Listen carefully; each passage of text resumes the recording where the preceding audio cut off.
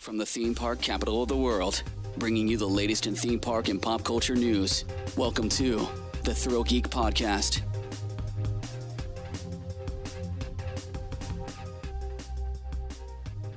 Hello, everyone, and welcome to the ThrillGeek Podcast. I'm Clint. I'm Barry, and we have a special guest all the way from somewhere on the other side of Central Florida. Yes, he after last week's mishap with his internet, he's finally graced us with his presence. You know him on Twitter as Travel by Doom, Mr. Joseph Machado. Hello, sir. Hey, Clint, how you doing today? I'm doing fantastic. So glad you're able to join us tonight in this action-packed episode of the ThrillGeek Podcast we got tonight. Yeah, tonight's episode is brought to you by Machado Family Farms. Come for the Machado, stay for the farms. What's the website? You might as well go ahead and plug the website. It's www.machadofarm.com. There you go.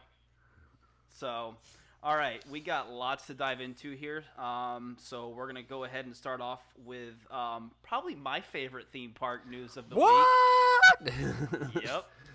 It's shocked, I tell you, shocked. It's a cardboard sign, but guess what? It got me hyped. We got some news. We got some stuff to discuss. But Disney announced today that for some unknown reason they randomly plopped a TRON Lightcycle Power Run sign right outside the Fantasyland train station at the Magic Kingdom. And they also announced some closures. Barry, do you want to kind of dive into those? Yeah, I mean, we sort of knew these were coming based on the concept art we've seen and some of the permits that have been filed. But Tomorrowland Speedway will close for a portion of 2019 because they're going to adjust the track there. It's going to change the way the track runs in that area. And it's supposed to open sometime later in 2019, and then the big closure is the Walt Disney World Railroad will close sometime in December of this year, and basically they'll keep one of the engines at the Main Street station, and you'll be able to do get an up close look at the trains, and also take advantage of one of a kind photo opportunities, which I don't know if they've done that here before. I know when Disneyland shut their railroad down for construction for Star Wars Land, they had the trains out for people to line up and take photos with. So yeah, I couldn't remember. When they announced it, I was trying to think if they had ever closed it down here before, and I want to remember. I mean, they've closed it down for I think like track work, if I remember correctly. Just for regular maintenance. For regular like refurbishments, it'll shut down. But this, I mean, they sort of didn't give an. I have a feeling this is going to be an extended shutdown. So I had some people saying that this could be a really long downtime for the train, because if you think about it, with TRON, if they stick to the concept artwork, the coaster is actually going to go over the train tracks. Yeah, I mean, it's going to have to shut down until they get to the point of that they're done with the construction over the train tracks, and yeah, and if this thing's so I'm imagining. I've heard from like some people, probably most of 2019. Yeah.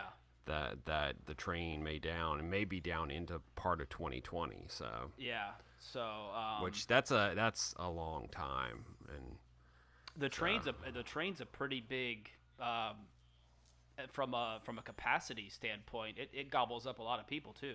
Yeah, no, it's a major. I mean, it's how some people, I know we don't use it as much because we're locals, but that's a lot of people use it to get around the parks. It's always a fun thing to do. Yeah, I mean, it's the Walt Disney World Railroad. I mean, who doesn't love to take a spin on it? I mean, occasionally I will. So yeah, that's pretty much all we got as far as that. We got a new sign and we got some closures. So it's happening. It's coming. Slowly but surely. So, Joe, are you excited about TRON? I don't hear much from you on Twitter about Tron. I mean, I'm definitely excited for it. I really have enjoyed the films. I thought the coaster footage from Shanghai was absolutely incredible. Yeah. I'm definitely not quite as hyped as you are. I don't think anyone is. But I'm really excited to see it. I guess I'm kind of still in shock that it's happening. Because I know we all wanted it to happen for so long, and I'm almost like in disbelief. But it is starting to get real, and you know, Magic Kingdom has always kind of been not a must-do for me at this point. But putting Tron in there, that's going to be a game changer for me at least. Yeah. I mean, that, and it's the first real addition to Magic Kingdom since Splash Mountain. Everything has always been addition and subtraction. True.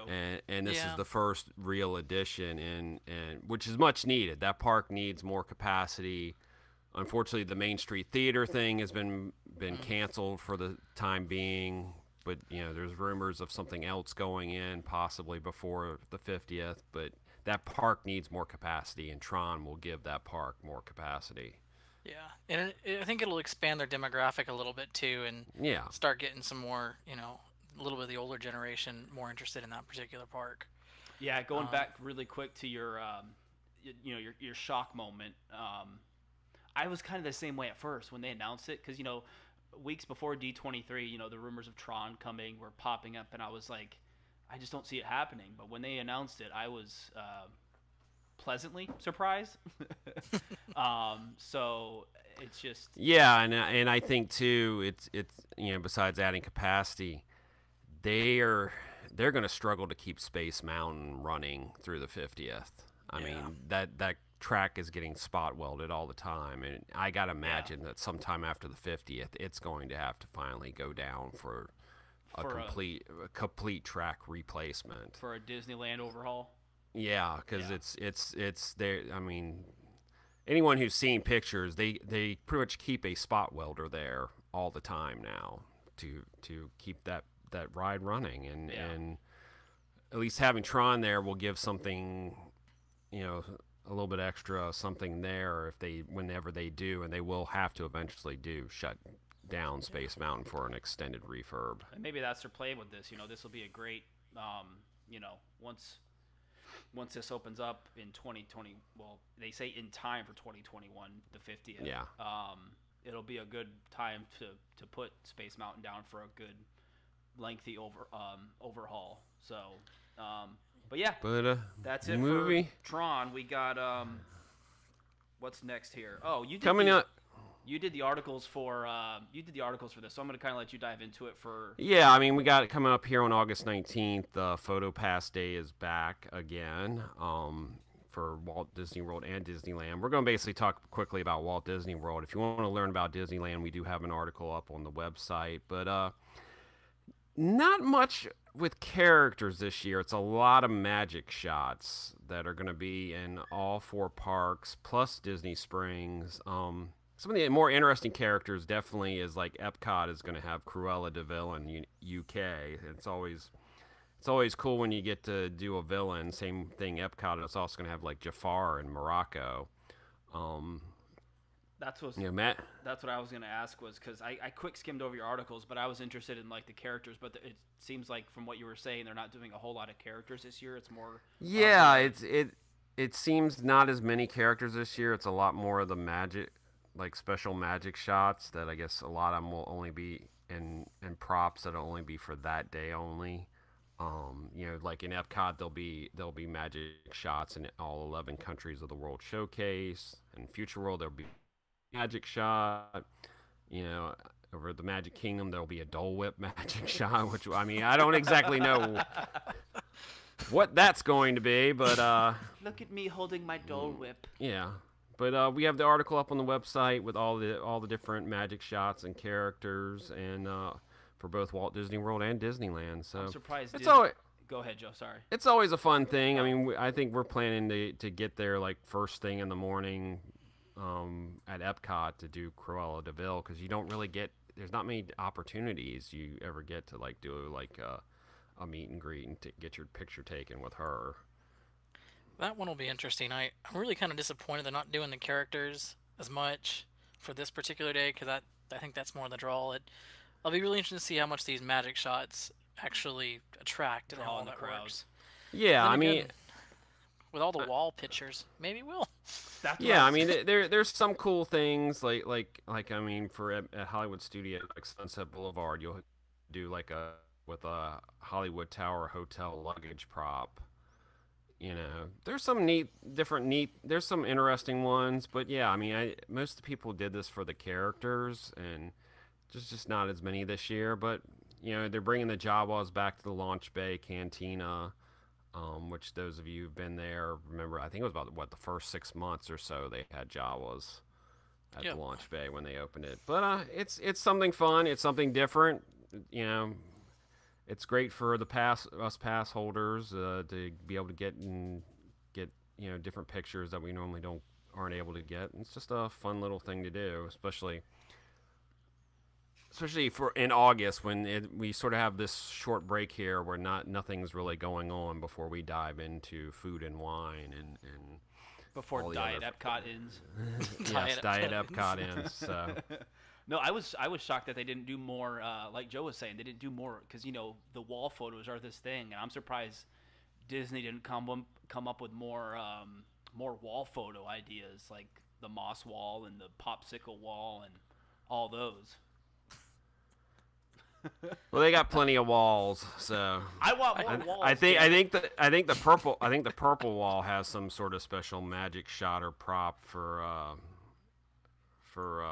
Photopass Day. So, are they still selling the purple wall slush?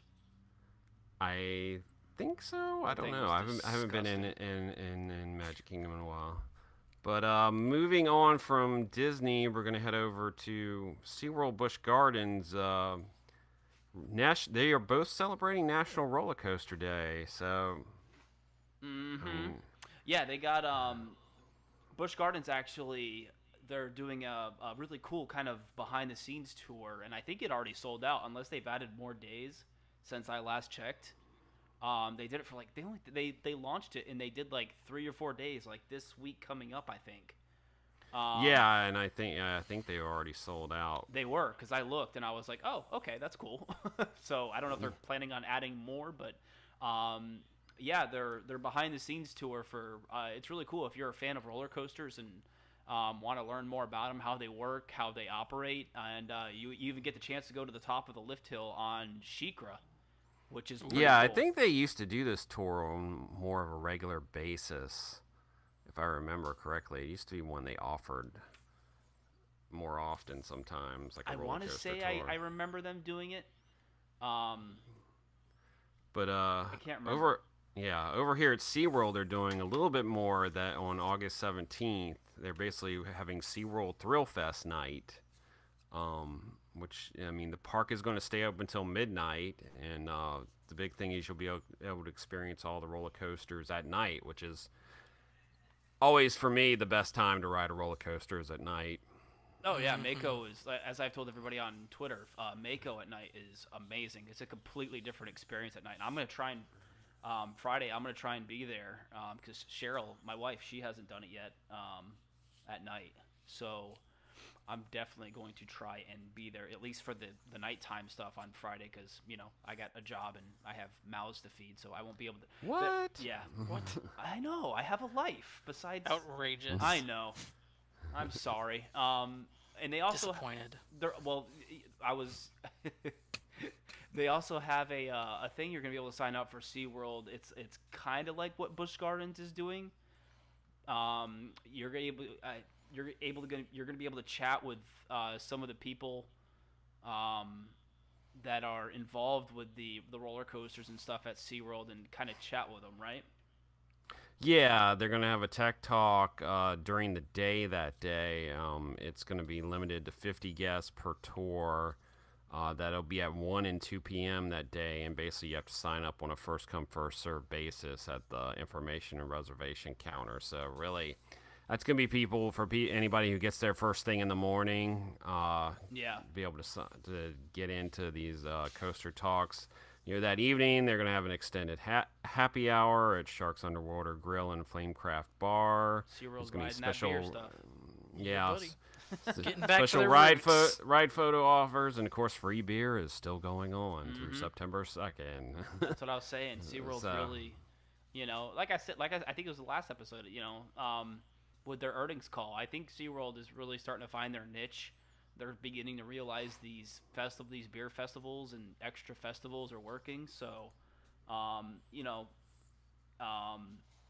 it's really cool that they're doing well. I mean, unfortunately, we had the layoffs announced the day after, but it's all part of their restructuring. But going back to National Roller Coaster Day, it's cool to see the parks getting involved with this and doing some cool little extra things for us coaster nerds. Yep. So, and then and that goes all week, right? I mean, the Busch Gardens thing, I think it's they're just doing the midnight thing on Friday. Yeah. SeaWorld's doing the midnight thing on Friday, August 17th. So. And then, like I said, Busch Gardens has the tours, but unless they've added more, they're sold out. Yeah. I'll check again sometime this week and see if they've added more dates, but right now it's sold out. So. But staying at Busch Gardens, Tampa, we got a lot more information about Howl-O-Scream this year.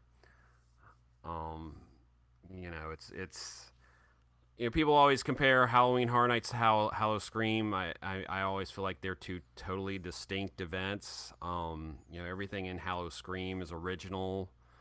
They make a bigger deal about. In many ways, to me, they're much better at scaring people. They sort of pride on being better at scaring due to the fact they don't have the budget that Halloween Horror Nights has. Yeah. There's a bunch of new houses this year and all new scare zones this year. Now, Joe, you've been to have you been to Howl-O-Scream several times? A lot? I mean, I've never been to Howl-O-Scream, to be honest with you. You've not? I know. I've never been. But the more and more I hear, I've been going to HHN forever, though. Yeah. And I haven't made it out to Tampa, but it almost sounds to me like Howl-O-Scream is HHN 10 years ago. Or, 12 years ago. I can see that. Well, I mean, one of the things, like I said, they pride on being, and as long as I've lived here and I've known people who work Howl-O-Scream, they pride themselves on scaring people more. They pulse people through the houses there. They don't just. It's not a constant conga line. It's not a conga line like it is here. They pulse people through the houses there. That's awesome. Well, they have the ability to do so. I mean, and it's, especially if you buy your ticket in advance, it's a pretty good deal. I've heard their VIP tours and stuff are like just phenomenal deals. Yeah, I mean, their front of line passes are only $35. Ouch. And then they have different packages too. So I haven't been. Our plan is to go opening night this year and cover it for everybody. But they had that deal for $25 for the first couple weeks, didn't they? Yeah, and then the regular starting price for advanced tickets is $39.99. Yeah. So I mean, and you're getting a lot. I mean, and this year we're getting multiple new houses. There's Insomnia, which will lead you through in a haunted asylum. There's Simon's Slaughterhouse, which is rated as an intense experience suggested for 17 and older guests. I'm wondering. I saw that, and I'm wondering if it's like, remember when me and you went to Screamageddon?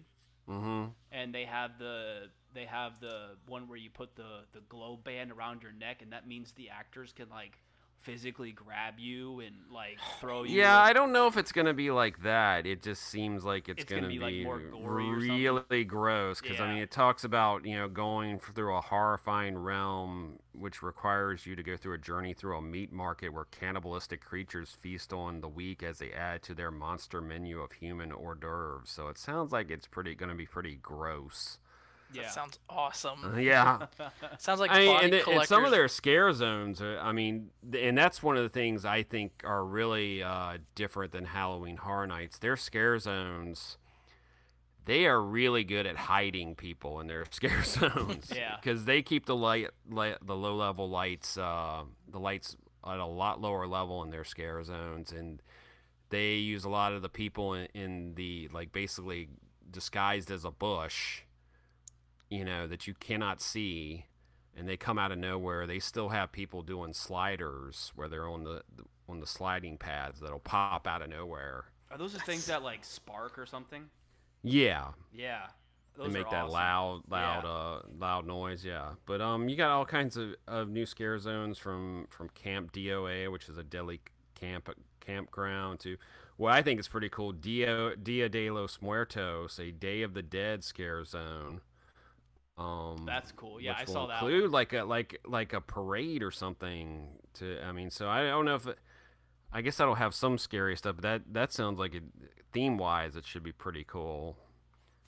So, you know, a lot, and, you know, they have some of the returning, more popular returning houses, like, was it Deadwater Bayou, which is I've been through that house a couple times over the years, and it's a pretty amazing house. Yeah, and Brian's in the chat right now, and, you know, we haven't really talked about, you know, Howl-O-Scream goes on at Busch Gardens in Williamsburg also, and I think they tend to keep the events similar to down here. Yeah, theirs is a little bit different than ours is. So maybe we can, like I said, we really haven't touched on Howl-O-Scream in the podcast. So maybe on one of the next episodes we can dive into what Williamsburg is offering this year. I mean, theirs is a little different because it's if I remember correctly, it's included with your admission. Yeah, it's not a separately ticketed thing. Yeah, and there's a mixture of more scary stuff and less scary stuff. You know, it's Joe, you were going to say something earlier about the scare zones. What were you going to say about that? I just think it's really everything you guys are saying really just reminds me of when I first went to Horror Nights a while ago, back when it was in IOA. Yeah. It just sounds really, really awesome that they're doing all that, because honestly, that's what I started to miss from Horror Nights here. Yeah. So. Yeah, no, I could see that, because, you know, I've been going to Halloween Horror Nights since number 4, when the Crypt Keeper was the icon. Yep. Yeah, I mean, Horror Nights is just become huge, and I mean, we are pretty lucky that we get to experience this thing, because there's really nobody else that does anything as big as they do the one here in Orlando now. No. I mean, you have Hollywood's, which is okay from what, you know, people I know who've been to it, and obviously that you have the originator, Not Scary Farm, out in California, but none of them have the scale or the budget or the size that Halloween Horror Nights has. Yeah. No, I want to see what that WB thing ends up being like. Not to go too far off topic here. Yeah. That's gonna be cool. The Horror Made Here thing, yeah.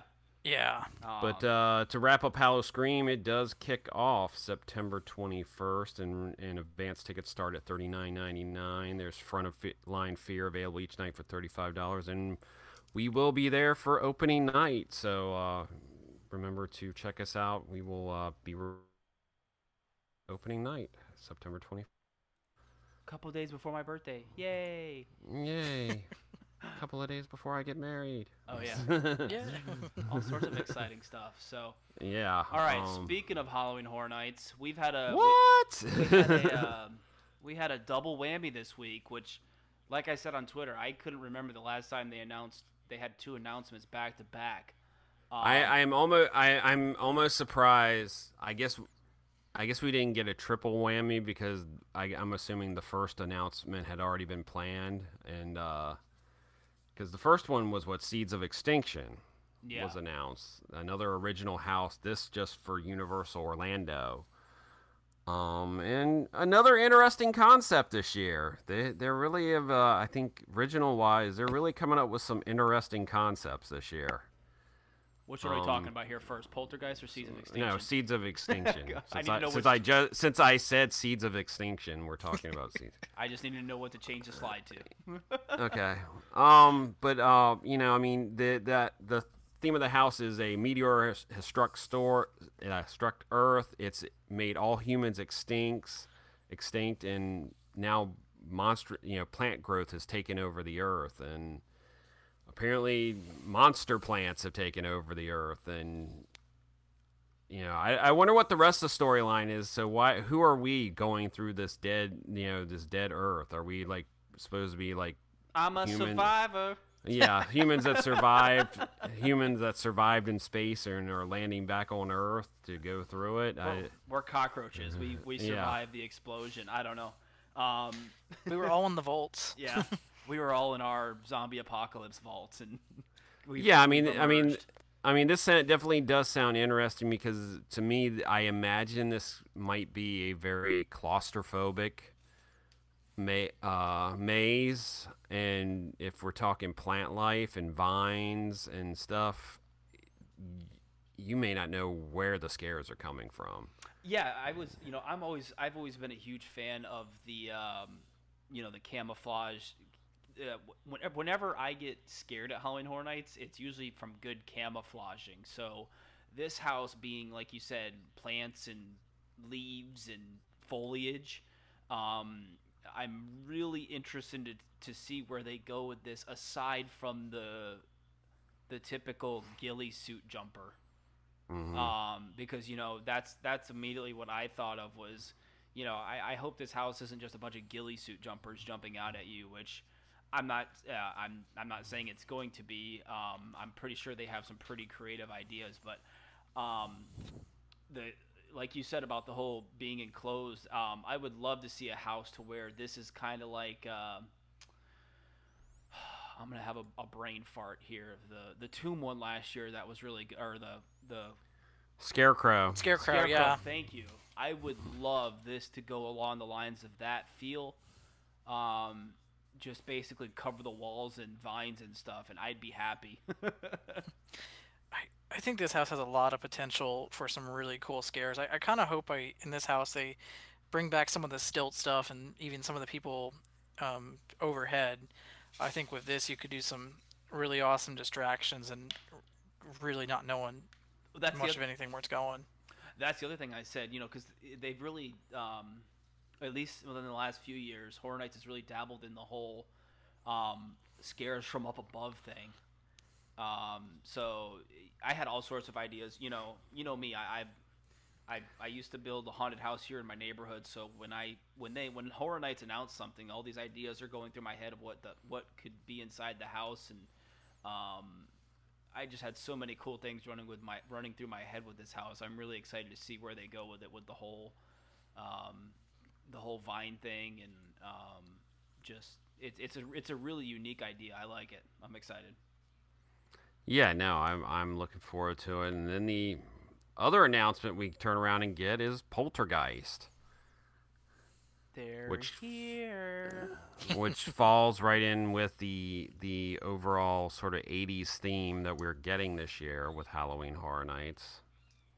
I'm guessing it's like with the non-IPs. I mean, even the non-IPs were getting some 80s theme. Yeah, I mean, and this one's going to be at Orlando and Hollywood.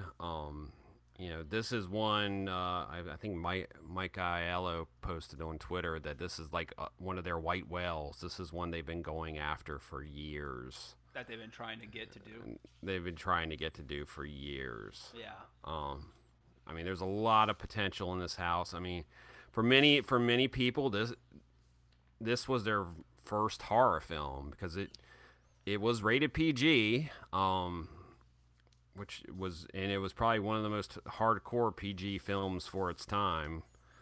It actually got rated R before they appealed it and got it down to a PG. Was it rated PG?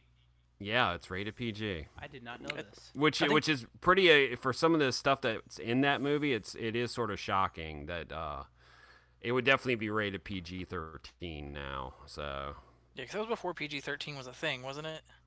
Yeah, it was definitely one of the movies, along with like Indiana Jones and the Temple of Doom, that was sort of cited as the reason to when they finally did create PG-13. That it was movies like this one and Temple of Doom that were sort of cited as some of the reasons why they felt they should create PG-13. But I remember there was a lot of stuff in that movie that creeped me out as a kid.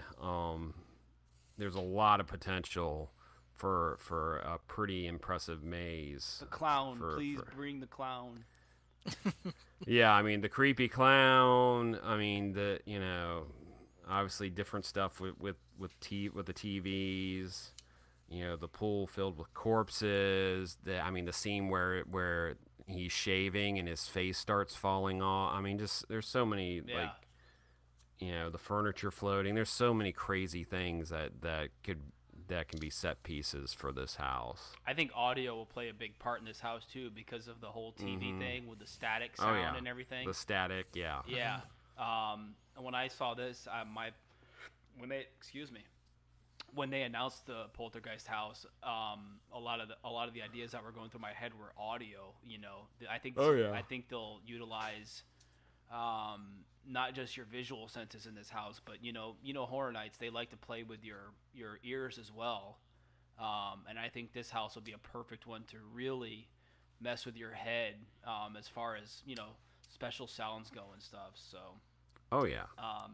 No, I'm excited. I mean, I've never seen like I said, I was shocked, like I said on Twitter, by the amount of people that hadn't seen the original. That had not seen the original Poltergeist.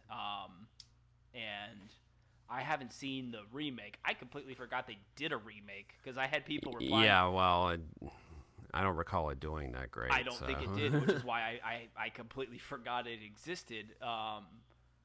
But I had people messaging me on Twitter like, "Hey, did you see the remake?" And I was like, "Oh yeah, there was a remake." I was like, well, what's crazy with the original was this and Poltergeist and E.T. were released in the same summer, 2 weeks apart. Yeah. And which is just crazy to think about. I mean, of course, both of them turned out to be very successful. Yeah, I mean, and this is, I imagine it took them a while to finally convince Steven Spielberg to sign off on this. Yeah. So, this is another film that I would imagine is one of his, like E.T. is one of his babies. Oh yeah, I mean, this is definitely he's come out and Mike Aiello's definitely come out and said that this is one they've been wanting for a long time. Yeah. I just hope it got better as the year went on, but Exorcist just didn't do much for me. And I love Exorcist. But at least this has, compared to Exorcist, this has different set pieces. Some people were saying, "Oh, this is a sort of repetitive." It's like, not really. There's a lot of different set pieces you have in this movie that can easily take up different rooms in this house. Yeah. So I don't think that's going to be an issue. I mean, here we are. I mean, we got 3 houses left to be announced, if I'm correct. Correct. Everything that's been announced so far, it all sounds like solid stuff. Yeah, I mean, there hasn't been one announcement yet where we're like, I don't know about that. Everything, at least concept-wise, sounds very solid so far. Joe, what are you most excited about this year with all these insane announcements we've gotten? I'm actually really excited for all the originals. Yeah. I've kind of grown tired with a lot of the IPs, although I am really excited for Poltergeist because that was one of the first horror movies I remember seeing. Yeah. So that holds up. But these originals just sound phenomenal. Yeah. I am so beyond excited for them. I think it definitely has me wanting to go to HHN a lot more this year than I have in the past. Past couple of years, only been I think like 1 or 2 nights. I think I might try to really do a lot more this year. Yeah, I mean all the originals they've announced so far sound really cool, great concepts, and it seems like some of them they're trying to do something a little bit different too, with at least some of the things they've hinted so far with the way things are laid out in some of these original houses. So I'm all for them trying. It seems like they're really trying in all the original houses so far, at least announced this year. They're really trying to swing for the fences. It's because usually every year it seems like there's always 1 or 2 original houses where it's like, yeah, that was the one where that got the least amount of planning and thought put into it. But so far, at least concept wise, everything they've announced original wise sounds incredibly interesting. So Yeah, we'll see. We got 3 more announcements to go, so we're getting down to the wire here. But yeah, this week we had 2. We had Poltergeist and Seeds of Extinction. So exciting times. I say this every time we talk about horror nights, and I can't believe the lineup they've got going this year, like we just said. So I'm beyond excited to get this year rocking and rolling. So anyway. And then one last thing, I guess, Joe, you've been to the Chicken Guy, which is the new quick service restaurant that opened in Disney Springs next to Planet Hollywood, or I should say below Planet Hollywood. So how was it? I need a picture for YouTube. This is a missed opportunity. Like, guy, Fieri. Yeah, I'm so sad. So we're just gonna have to go back to the ThrillGeek logo. Sorry, guys. Well, I really enjoyed it, and keep in mind, I waited in line in the hot sun for about half an hour after I spent all afternoon in Toy Story Land. So I endured a very hot afternoon, but I was really impressed with it. It's different chicken than you find in a lot of places. Yeah. You know, the way it's cooked, it's actually cooked in a pressure fryer. Mm-hmm. So it allows them to cook it really, really fast and get it it done and still keep it really juicy. Is that the same thing as an air fryer? No. This is it's like legitimately oil. They just put it in a thing and it pressurizes. It's kind of like an Instapot meets a fryer. Okay, I got you. Because I've heard those air fryers have become really popular. Yeah, I haven't used one. I want to get to it, but I mean, they bred all the chicken there in-house. They brine the chicken actually, which is a process where I basically marinate it essentially for a period of time. They hand bread it, and they got it going really well. Really nice production in there. It moves pretty quick. I tried a couple of sauces. The sauces were really solid. And the price point, it's all really, really good. I think me and my wife, we went there. We got a little bit more. We kind of premiumed everything just because we wanted to try a bunch of different things. We spent like $30, and I mean, it was phenomenal, especially for Disney Springs pricing. But we could have easily gotten out there for under $20 for the 2 of us. I've looked at the menu, and it seems like, if you want, the tenders, the fries, and a drink, it's like $10-11, right? Yeah, I think it's $11.50 or something for tenders, fries, and a drink. Yeah. And you can upgrade the fries to mac and cheese or the loaded fries or anything too, so they give you that flexibility. Or you can just kind of go a la carte with whatever you want to get. But it was really good. And I've been to PDQ, and I know a lot of people are kind of comparing it to PDQ. And honestly, I think I prefer Chicken Guy to PDQ. We just got a PDQ here in Hunters Creek, and we've ate there a couple times, and it's really good. And so I'll have to get out there to Chicken Guy. I want to try their. They have like an apple pie or milkshake or something like that with like cinnamon toast crunch or something. Yeah, we didn't try any of the desserts, but it did look really good. I saw a couple of people enjoying the milkshakes, and they really liked it. Yeah, I've heard that it's like apple pie, and then the other one's a mint chocolate. Chocolate one, and everyone who's tried the mint chocolate one has just like sort of raved about it. So they can't believe how good it is. I'll have to try both because I like. But no, the price points for Disney Springs are amazing. We've always been one. It'd be nice to finally have another place besides Blaze that's actually worth your money in Disney Springs, and so far it sounds like the Chicken Guy is definitely a high quality, good price place. Especially for broke dads like me that have 3 kids that need to feed them. Because like I said, I don't want to go to when I go to Disney Springs, I have to feed 3 kids, and I don't want to spend $60-$70 on a meal. Yeah. So you're lucky with the kids. You get all those different meals. You get all the different sauces too. Did you experience the sauce slinger? I did. The sauce slinger was awesome. Was that he brought me awesome experience? It was cool. It was really neat. He shared a couple of his favorite sauces, and we got to try a couple other sauces. I think we tried it was some sriracha barbecue. Oh, that sounds good. It was really good. I had the sriracha the Nashville hot is really good too. There's like Nashville honey hot. There's like 20 something sauces or something. Yeah, there's like 22 sauces, so Yeah. it's something that it has me wanting to go back to try some of the other ones. Because I mean, out of all the sauces I tried, and I'm a pretty picky person. Yeah. There wasn't one that I didn't like. That's good. Yeah, I mean, it's cool that they have that large sauce selection. And, yeah, because I think PDQ is somewhere around, I think, 12, 15 sauces.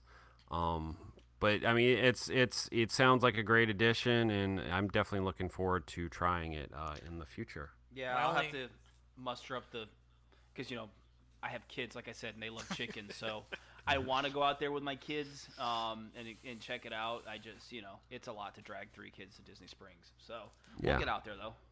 One thing I will say, and I employ to the chicken guy gods, make a loaded mac and cheese. I've been preaching this.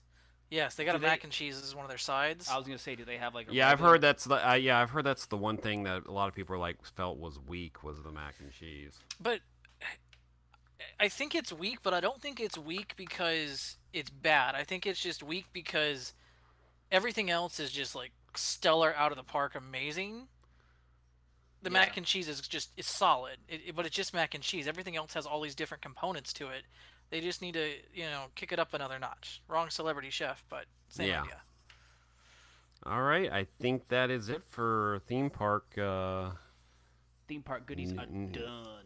Yeah, so we're moving on to the pop culture news and the big news. Well, not really big news. I mean, we've known it's been coming, but during Disney's earnings call this week, we learned a little bit more about the streaming service that is, we now know, coming in late 2019. Yeah, we got. I don't have the article in front of me, but if you want to kind of run over, that was like a last-minute article I posted because there was enough information for me to share on the website. So. Yeah, I mean, we now know it's coming late 2019. We do know that it's going to stay with, nothing more than like a PG-13 level of content. So no R-rated content will be coming to the Disney branded streaming service. We assume now with the Fox deal going through that any of the R-rated content from like Touchstone and what was it, Hollywood Pictures and obviously the Fox library, that's going to go to probably Hulu. Yeah. So, I mean, we already know there's a bunch of original stuff. There's the 10-episode Star Wars series that's coming. There's the final season of the Clone Wars that's coming. There's a Muppet series in development. There's a Monsters, Inc. animated series. I didn't know about that. Yeah. Monsters, Inc.? Yeah. I believe it might be Monsters University. Oh, okay. Now that you say Monsters University, I think I recall that. The Marvel films will start coming on the Disney service, starting with Captain Marvel next year. So Ant-Man and the Wasp will be the last one that will appear on Netflix. I think all future Star Wars films will appear on the service. There's sort of an issue with them getting the older ones because they signed some deal with, I guess, what was it, TBS or TNT? Yeah, I saw that they were trying to work with them and trying to get the rights back so they. Yeah, I have a feeling they're going to have to fork over some cash. Yeah, so. I don't think TBS, like you said, whoever's got those rights aren't just going to say, "Sure, here you go, Disney." Yeah, I mean they haven't really said that whether as far as the Fox content, whether like the family. I would assume probably a lot of the family stuff is going to end up on the Disney streaming service because why wouldn't you put it if you're gonna aim for PG-13 and below? I would imagine you would put all your family stuff on the Disney streaming service, including all the Fox stuff. So. I would imagine. One question I want to ask Joe, and we discussed about this when I was a guest on the Attractions Magazine Expansion Drive podcast. We talked about the streaming service a little bit, and we talked about what we want to see on the streaming service. And I was going to kind of ask you guys, and I'll start with Joe. What are you most excited about the streaming service, and what do you want to see on it? Like, what are some of the things you're excited about? I think original content is going to be key, and that's what I'd be kind of looking for. I don't have cable anymore, and I think that's a big trend, and I think Disney's kind of trying to capitalize on that by this streaming service. Yeah. So the original content's really interesting to me. I demand an Olaf TV series. Oh jeez. Of course you do. You know, that's my one demand. You know, that'll get me to sign up. Let's be honest here for a second. Could they do a standalone Olaf show? I think they could. I Well, think, the featurette / TV special was so wonderful, but you know, I actually haven't seen that. Oh my really? wow! I know. And it was on free television, by the way. Breaking news here, folks. I mean, the original content is key. I mean, my fingers are crossed that the Star Wars, series is going to be good. I'm hoping that we're getting all of the Disney library. Like, I mean, it's amazing how a lot of the classic Disney stuff, especially the live action stuff, it just isn't anywhere anymore. Song of the South. Yeah, I mean, well, yeah, I don't see that happening, but A reboot. but I mean, there's kids who have no clue about Swiss Family Robinson. There's some kids who don't even know Herbie anymore. Well, so they have the Lindsay Lohan movie. We don't yeah, know but who that is. but I'm just saying. I mean, a lot of that classic content, even classic stuff from the Disney Channel, all those there. I mean, there's so many animated shorts. There's all that live action content that a lot of us grew up seeing because it was on like Wonderful World of Disney and it used to be on the Disney Channel. They used to have was it Walt Disney where they ran the old stuff. Brian, I quick looked at the YouTube chat here, and Brian reminded me he did an article about the Simpsons, whether they would be leaving to go to the Disney name. You can check out the article on the website. So that I expected the Simpsons to stay on.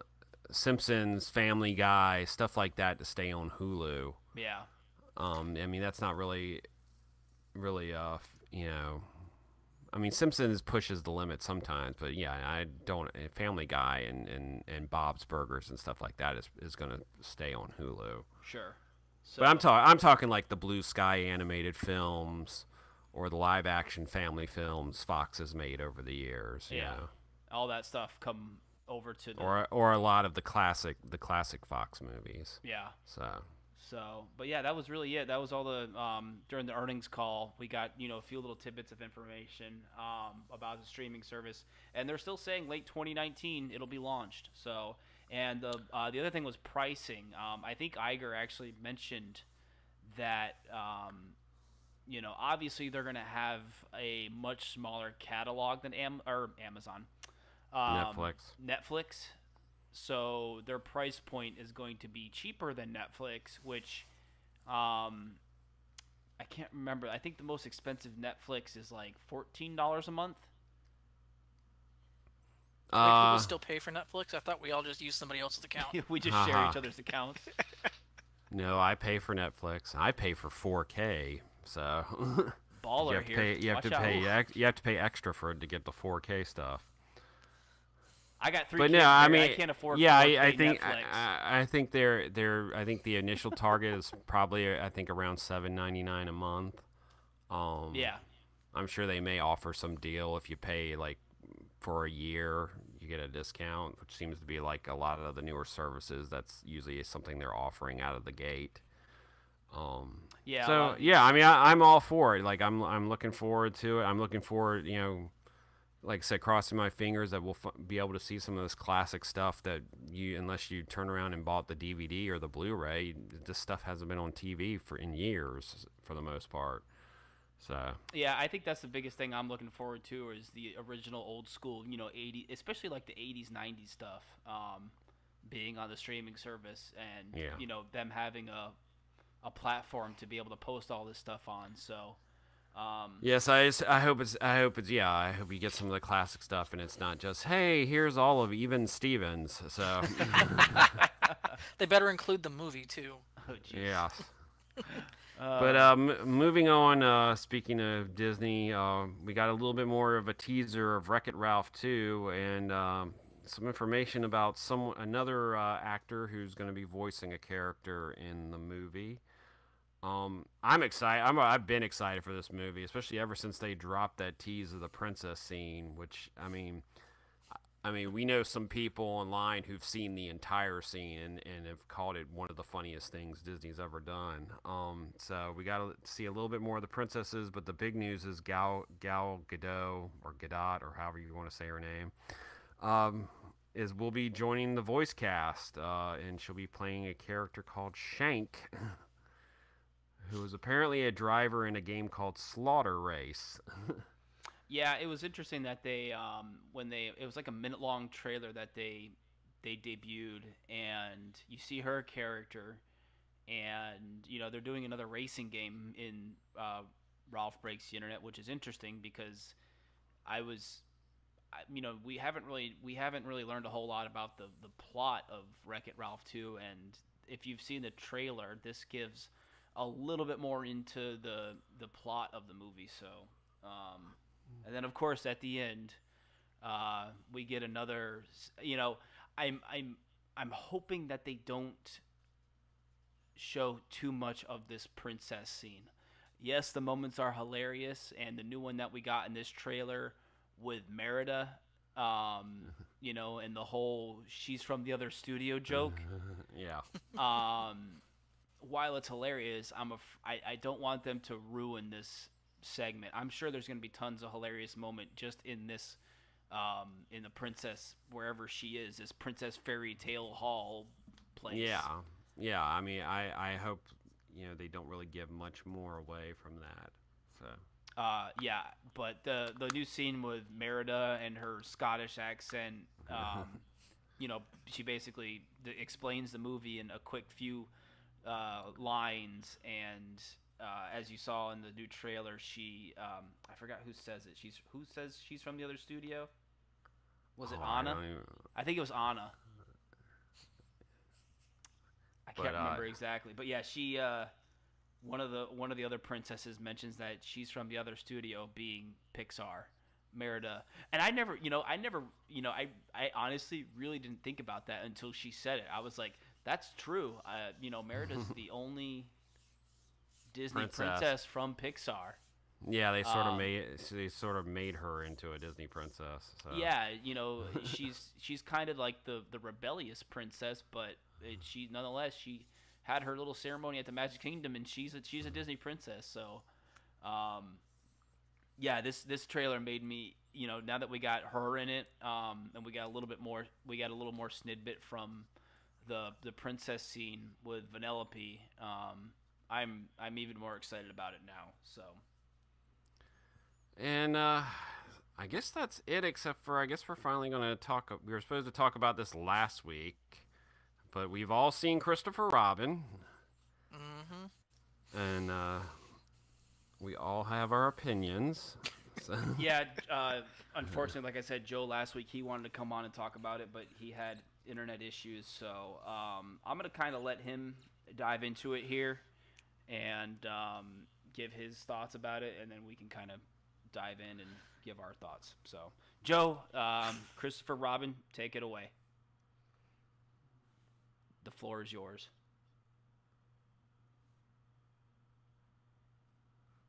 Did we lose him? Maybe. Even from the first trailer, it was going to be something really different and really smart, and I wasn't disappointed. Joe, I thought the film was Start really over. I think smart. We lost you. Oh, can you hear me now? Yeah, we can hear you now. Your first little tidbit there, you were quiet, so I don't know what happened. Oh. Sorry. You're good. So I've actually been cut your cable again. Please don't even joke. That was. So Christopher Robin was actually probably one of the movies I was really most excited for when I first saw it come out.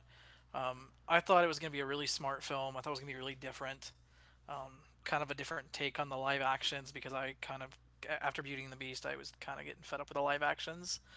So when I first heard about a Winnie the Pooh remake and live action, I was like, oh, really? But then when I saw it, I was really intrigued with what the direction they were going to go with, and I was really happy with it. But I can also see how a lot of people wouldn't be happy with it, because it's different. It almost reminded me of Tomorrowland in the sense that it's not really what you'd expect Yeah. out of a film, and I think that's why a lot of you kind of get the mixed reviews from people. I think my thing with Christopher Robin was it was such a like you said, the direction they went in with it was so different, and it was such a breath of fresh air. Again, like you said, with all the other live action reboots, remakes that we've gotten over the last several years with Disney, Christopher Robin was a little more heartfelt. It was a little more down to earth. It was just it was a real good feel good movie. The message behind it and everything, And I think are we talking? Or like, is this spoiler free or? What it's Christopher Robin. What the hell can we spoil about Christopher Robin? I think it's I think it's a good message too. I think especially for what's going on in today's world, having people kind of dial it back and keep those couple of things in mind, the work-life balance and what's really important, and sometimes it's okay to kind of break tradition a little bit, what they had going on with the daughter story and the boarding school and whatnot. I thought it was just a huge breath of fresh air, and I was really happy with how it turned out. And I saw it 6 o'clock opening Thursday, first night. And you were telling me before we started recording here, you had some kids running around in your theater. Yeah. So that's the one thing. It's not a kids movie, but it's not inappropriate. There were definitely some bored kids. I was in one of the nice new fancy theaters that has like the lay down seats and all that stuff. Yeah. So but there were definitely some kids running around. There were definitely some kids that were leaving, going in and out of the theater a little bit more, and you could kind of just get the vibe that they were not captivated by it.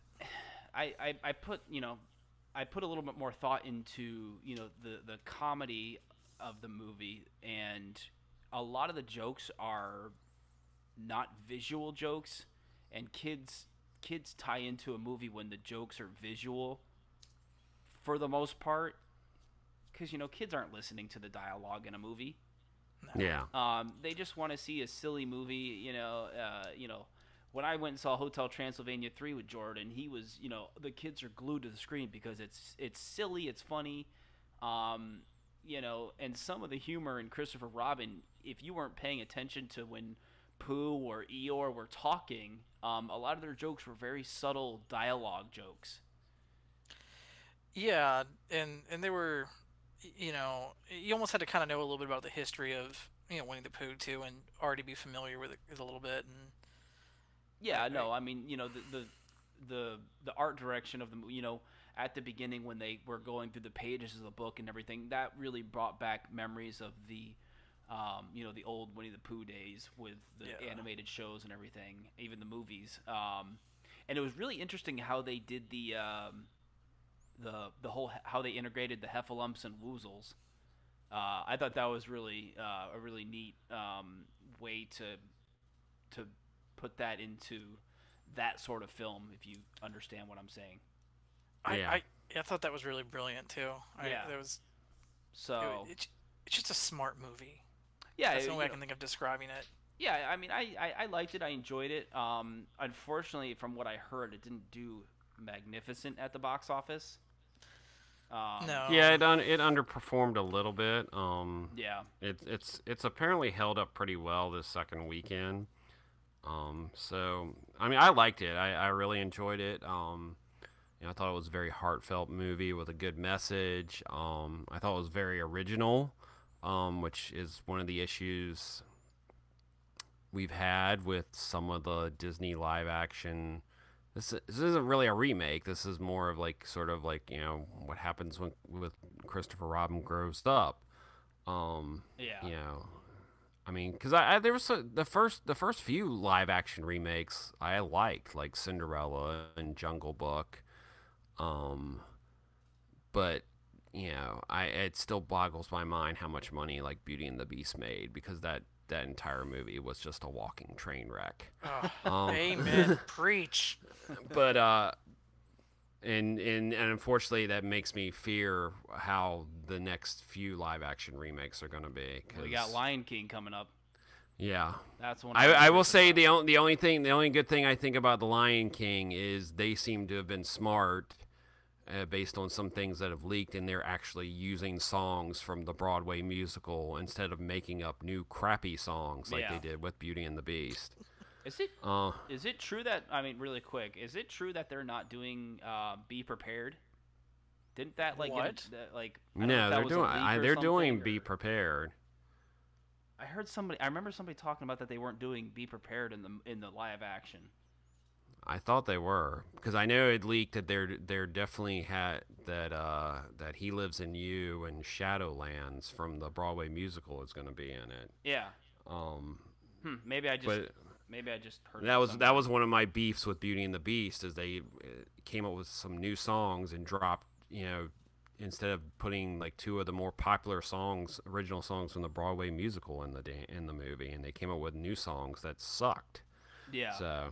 But no, Christopher Robin, I really enjoyed it. Yes, I cried, but I cry at most emotional movies. So, but no, I love the story. I loved the way they did Pooh and Piglet and everybody. Eeyore stole most of the scenes he was in. And apparently, you can't find those stuffed animals anywhere at the parks. Like apparently you can only find Kanga and Roo. That's about it. So. Yeah. I've seen pictures. And I liked how it was a mixture of CGI and practical, and like animatronic.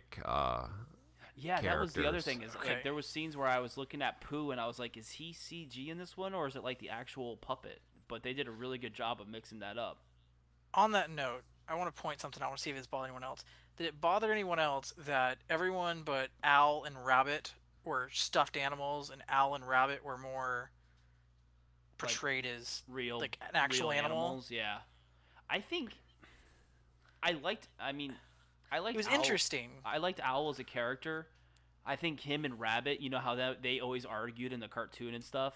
Mm-hmm. They portrayed that really well. But I really haven't put a whole lot of thought into. Yeah, because I'm trying to think if Owl and Rabbit were, I don't know, supposed to be more like imaginary friends, or because they didn't really have the stuffed animal look that Pooh, Tigger, Piglet, Eeyore, and Kanga and Roo had. Yeah, that's if anyone can enlighten us, I guess. Why that may have just been a design choice for the movie, or maybe to make you wonder, were they real animals, or were they just something he made up in his mind? If those two characters were like imaginary friends he made up, I don't know. Yeah. I don't know. But I liked the fact that they came alive, and like other people could see that they were actually alive. Yeah. For what they were, like I said, I liked Owl. I liked the way he was animated. Even though they made him look like a real owl, I liked the way he looked. But no, that's an interesting question, because I've never really thought about that as far as why they looked like actual animals, and then everybody else was the stuffed animal look. That's an interesting question. Yeah. Anybody have the answer to it? Let us know. All right, ladies and gentlemen, I think that's it for us this evening, correct? Yeah, I think that's it. Yeah, definitely, if you have not seen Christopher Robin, go out and see it. It is an excellent film. So. Yeah, I enjoyed it. It's a good, like I said, it's a good feel-good movie. The message behind the movie and everything. It tugs at your heartstrings. So, all right. Bring tissues. Yeah. The lady, speaking of which, really quick, the lady beside me, I thought she was going to like hyperventilate from tears. Like she was watching it with her son or something, and I looked over at her and she was just sobbing like the whole movie. I was like, "You gonna be okay?" Yeah. But yeah, this movie gets some people's emotions really going, because the lady next to me, I didn't think she was going to make it out of the theater, because she was an emotional mess. So, all right. I think that's it. Like I said, we good? Joe? Yeah, that's it. Thank you for joining us. I appreciate My pleasure. the company. Thank you for having me. Yeah, of course. We're going to, I've told myself we're trying to get more guests on the podcast, so it's just not me and Barry yakking. We need a little more chemistry on this podcast, so definitely have you on again in the future if there's anything. I know you were itching to discuss Christopher Robin, and so thank you for taking your time. Where can people find you on Twitter? And again, like we had you plug at the beginning, give a little information about your farm and everything. Yeah, so you can find me on Twitter at Travel by Doom, I think is what I'm going by right now. I am in Lakeland, Florida. It's about halfway between Orlando and Tampa. We have a small farm. We take care of goats and a bunch of other animals. We take in rescues and whatnot. And we also have a line of candles and soaps that my wife mostly makes. I help and do what she tells me to do. And they're pretty awesome. He's sent me a couple, and we've used them here at the house. They're pretty awesome products. So I gotta send you that Burning Rome soap one of these days. I know that was my request, and I need it. I'll stop by and I'll drop it by one of these days. Yeah, I want it dropped off in person, like in hand. I will. Okay, fine. I will. I will go yell at Alexa to go make you a Burning Rome candle, and I will drop it off. Yeah. And you have a Twitter handle and a website. Like I said, we had you plug the website for the farm, right? Yeah. It's www.machadofarm.com. Machado Farm is the Twitter too. Cool. All kinds of sales going on. Always free shipping. I noticed you got your internet back and you fired up the sales pretty quick. Oh yeah, we had to kind of go radio silent there because I'm like, I can't do anything. And yeah. Well, I'm glad you got your internet back and you're rocking and rolling here. So, Barry, what do we have coming up here? We have Aventura opening up this week. I haven't really discussed with you about us getting out there. Maybe check out the rooftop bar. Yeah, we got Aventura opening this week. We got the Thrill Night at SeaWorld on Friday, August 17th. And also the kickoff for the Mickey's Not So Scary Halloween Party, August 17th. And then, of course, the August 19th is Disney Photopass Day. And, of course, we'll be interested to see if we get another Halloween Horror Nights announcement this week. We're almost 30 days away. We're 32 days away as of this taping from Halloween Horror Nights. I don't think we'll get an announcement this week just because of Aventura. That's going to be the big... yeah, they might hold it off this week. Yeah, so we may not get anything Halloween Horror Nights this week, which is fine because we got a double whammy last week. So, but I imagine they'll be dropping the rest of the houses soon. Yeah, like I said, we're getting either them or Publix, right? Yeah. Yeah. Well, we already discussed that one of them's already been leaked. So. Yeah. So all right, cool. So we got Aventura, we got the coaster thing at SeaWorld, which I'm gonna try and go to Friday evening. Check that out. So I think that's it. That's it. Remember, we are at ThrillGeek on Twitter and Instagram.